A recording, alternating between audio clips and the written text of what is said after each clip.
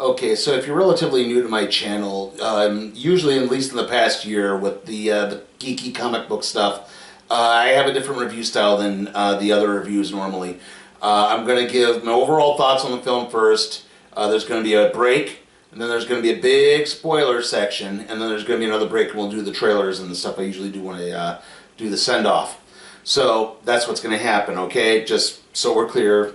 It's been a while since I've done this. I think the last one I did this for was Spider-Man: Far From Home. So, was it Men in Black? Was it Men? Yeah, it was one of those two. I know that. Like I said, it's been a while. So, excuse me. So again, okay, just so we're clear. All right. My overall thoughts on the film: is Joker worth the hype? Is it overhyped? I think this film was subsumed by its hype. I don't know if it was necessarily overhyped. It's not bad. Joaquin Phoenix is very good as the Joker. Unfortunately, the plot is just really boring. And that's why I'm giving it a D. It's like I said, it's just, without giving away too many big spoilers, it's really boring. It takes way too long for the Joker to finally get to being the Joker. If you're going into this expecting some sort of I don't know, like natural born killers, or even in the original King of Comedy, which is basically what this film is, the King of Comedy, but the Joker. It's still not. It doesn't really achieve that. Just go watch those other films if that's what you like. If you're coming in and expecting something like that, you're going to be sorely disappointed. The characters are not terrible, but they're just not really overall worthy of the overall attention. So yeah, it gets a D. Attention, attention, family thinks high toy prices are joke. Holy one-liner, Batman! Drop your punchline, Joker! Listen, folks, only at Zeller's are you protected by... The law of Toyland. Nobody beats Zeller's prices on toys. Nobody. Color change Hot Wheels are just $1.77 each. And Micromaster Transformers are just $6.97 each. You're protected at Zeller's because the lowest price is the law. Okay, so this is the spoiler section. You've been warned. If you want to skip over this, just go to the next ad break period, and that's when it'll pop up. Okay. All right. So basically, the main plot of Joker concerns a man named Arthur Fleck. That's Joaquin Phoenix's Joker character. Well, the character who becomes the Joker, basically. He is a rent-a-clown. He's basically downtrodden on society. You've seen the trailers. I think you get what's going on there.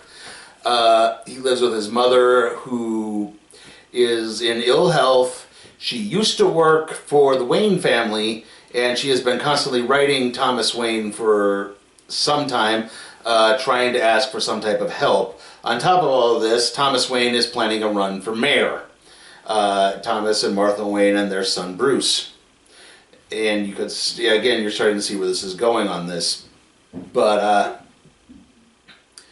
as this is happening, Arthur, there's also like a sanitation workers strike or something is happening, and it's causing all the dumps to overflow, and there's just garbage everywhere. No one's picking it up. It's just piled up.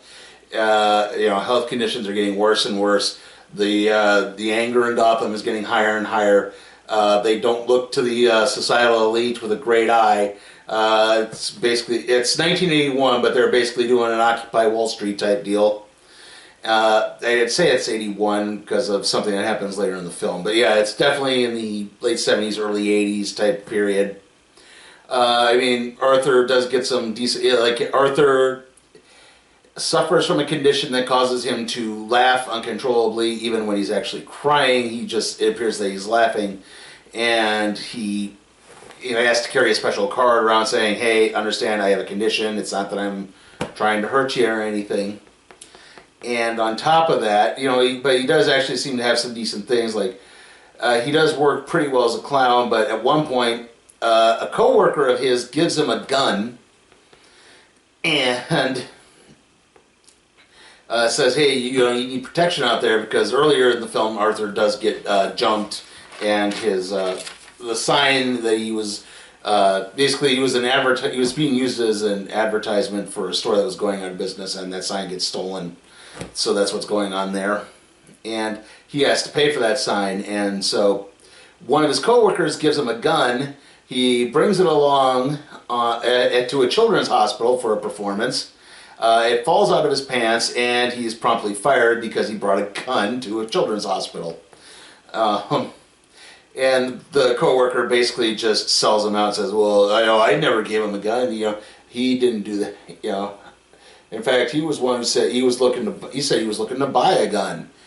And that leads to the incident on the subway where he's upper stress, so he starts laughing uncontrollably again, and these Wall Street douchebags basically beat the living snot out of him, but he has his gun with him, and he winds up killing all three of them, and that winds up starting this political movement because Thomas Wayne says, the people who identify with that guy are just a bunch of clowns. So they all start dressing like clowns because he was dressed like a clown. But he's not quite the Joker yet.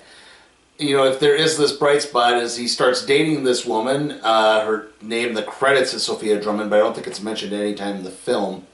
And things seem to be going well. In fact, after he kills the three guys, first he's revolted, but then he suddenly kind of finds this inner peace in doing so. And he immediately visits her, and they have sex, and they go on a date. Because Arthur also aspires to be a stand-up comedian, and to get on the Gotham City equivalent of the Tonight Show, which is Up Late or Late Night or something like that with Murray Franklin. That's Robert De Niro's character. So Arthur actually manages to finally do a stand-up routine.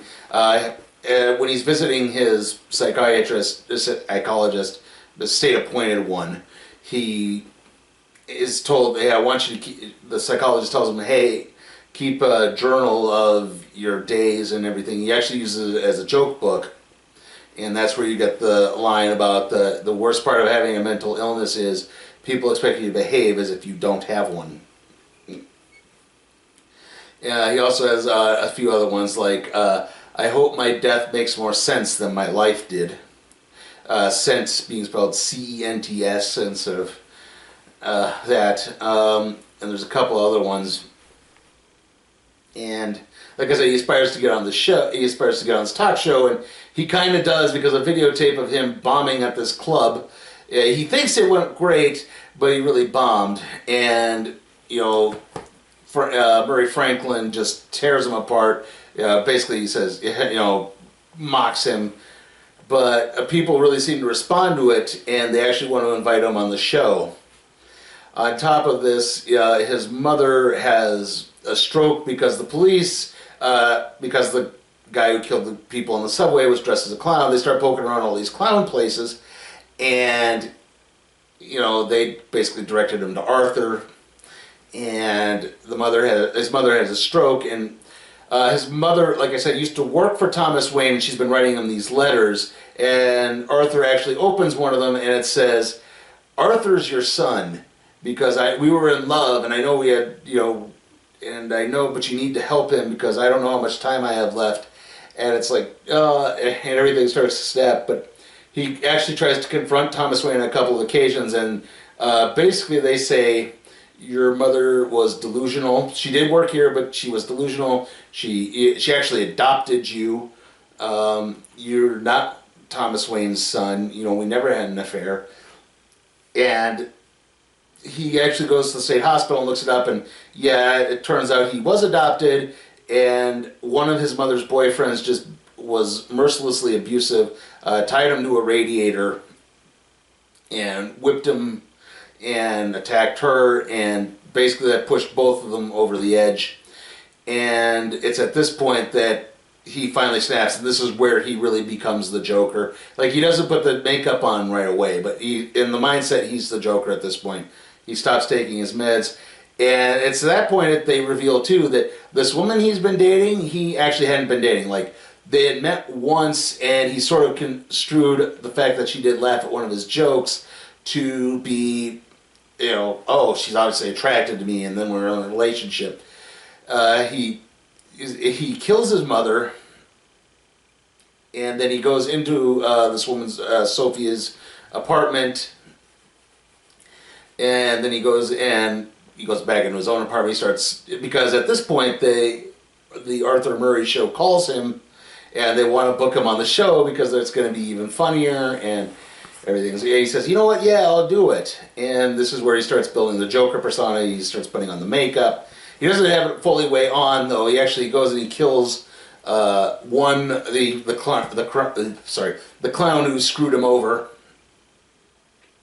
The police spot him. He starts a riot on a subway, and that's where the whole scene comes in. And again, people get killed, and it's like the riot starts to increase and increase. He manages to make it on the show. He asks Murray to introduce him as the Joker. He gets on there, he tells a bunch of bad jokes. They're really in very poor taste. And then he confesses to killing the guys on the subway. He says, look, I'm not trying to start a political movement. I'm just sick of the way society's treating me. You know, you want me to be the clown, you want me to be funny. Well, this is me being funny. I don't think, you're not, or I can't remember the exact gist of it, but it's basically, society has made me this way. And he pulls out a gun and he shoots Murray Franklin. And as he gets arrested, and they're pulling him through the streets, but the riot's breaking out. And then a ambulance plows into the cop car that's carrying him. I don't know if they knew he was in that one, but they hit him. He's kind of knocked unconscious. The two other clowns, guys in clown masks, pull him out and then lay him on the car, and then one of them goes off and shoots the Waynes as they're exiting the movie. And this is one of the funnier points in the film, just kind of morbidly funny, because in the comics, I think since Frank Miller retold Batman's origin in the Batman Year One story, it has kind of been very loosely tied to the fact that Thomas and Martha Wayne had taken Bruce to see, I think it's The Mark of Zorro with Tyrone Power. It's either The Mark of Zorro or The Mask of Zorro, because Batman and Zorro are basically the same character, and the similar backgrounds. Rich guys who fight evil, you get the idea, and work out of caves and stuff like that. So, yeah, it's always been this very tied connection to Zorro, but because this is in the early 80s, the only Zorro movie out is Zorro the Gay Blade, which is a comedy that has not aged particularly well. The fact that you can get away with calling a movie Zorro the Gay Blade in 1981 should probably be the big clue in there. But yeah, so like I said, one of them shoots the Waynes. The Joker revives, and everyone's hailing him, and everyone's calling him a genius, but eventually he gets arrested. He's taken to Arkham, and he kills a psychiatrist. Or at least we see him with a psychologist again, and he sort of has this little joke. He starts laughing about this idea of a joke he heard, but he goes, you wouldn't get it. And then as he's walking through the hall, you see blood footprints on there. And then you kind of see him maybe possibly escaping again. And then you cut back to the Waynes in the alleyway. So, yeah, it's also a Batman origin story, basically, as well. Like I said, excuse me. Like I said, Phoenix is good. The ideas in the movie are good. Unfortunately, the pacing of the story is just kind of tedious at best. Like, again, if you're going to this movie to see the Joker, well, he doesn't really pop up until about 75% of the way through this movie, and this movie is, 2 hours long. I mean, if this thing were maybe about 20 minutes shorter and there were a bit more of the Joker in it, I think it would work a lot better. There's just a lot of repetitiveness. Again, it's like, oh, the Joker's treated bad at his job. Well, we already saw the Joker being treated bad at his job. We've seen it multiple times. And it's like, he's fired like 15 minutes into the film, but he's still going back there to like pick up his final paycheck. We still see him interacting with all the other clowns. We see him working on his stand-up and hanging out at the comedy clubs, and we see how his laughter affects everything, but we keep getting told, yeah, it's going to keep happening. Again, it's just, like I said, it's very tedious, very repetitive. it doesn't really tell the story all that well. I don't know if Joaquin Phoenix's performance is necessarily award-worthy. It will probably wind up being because it's comic book but serious, so therefore ballad. I don't really think that's going to fall into that category. So yeah, like I said before, I am giving Joker a D. Batman's battle against crime never ends. And now you can bring the action home. Batman, ha-ha, you missed. Yeah, but I only missed once. You can't escape Joker. Just watch if you can. You won't be alone for long. And in the Batcave, no criminal can hide from Batman. Batman, gotta run to jail. Each item sold separately from Sharon Toy. Okay, so one last thing before we get into the trailer bit. So, in case you're wondering, yeah, we did have armed police officers at our screening. They were sitting in the lobby. Thankfully, they weren't needed, but it's still kind of weird to have gone to a movie where, yeah, literal armed police officers were sitting there, drinking the same Coca-Cola Freestyle drink I was. Anyway, it's trailer time. Let's try to cheer things up a little bit. We did get we got one new trailer, and I think one trailer we've had before, but I can't quite remember. I know I've seen it on YouTube at least. Anyway, first up is Knives Out again. After that is our one new trailer, that's Honey Boy.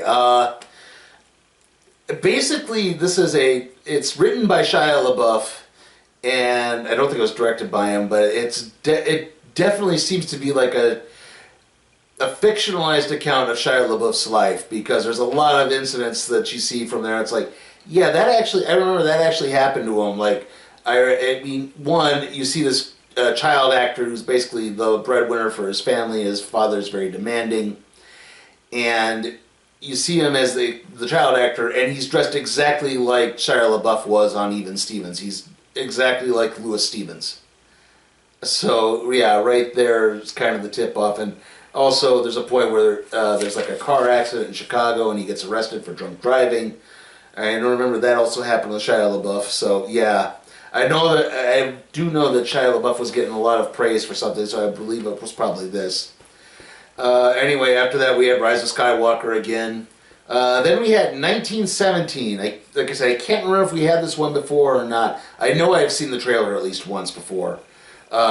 It's about a young British officer in World War I who is tasked with delivering a message to keep his brother's troop from launching an attack that will most certainly wind up in all of them being killed. After that, we had Zombieland Double Tap again. Underwater again. That's the Kristen Stewart working at a submarine base that's underwater. It gets attacked by sea creatures. After that, we have The Kingsman again, and then Terminator Dark Fate again. So, yeah. Okay, so obviously this is going up on Friday. The next video that'll be up is the random trade review on Lex Luthor Man of Steel. I at least now have the video and the audio for it. I just need to get the page scans in, so it should be good to go by Sunday. After that, it's going to be the Hell in a Cell recap and review. Then next week for the movie reviews, I'm going to try to do 2 next week. I can't guarantee it, but I'm going to try. I'm going to try to do Addams Family and Gemini Man, and then it's kind of going to be sandwiched around the WWE SmackDown and Raw draft. First round is on SmackDown, the second round will be on Raw the next Monday. See you all next time.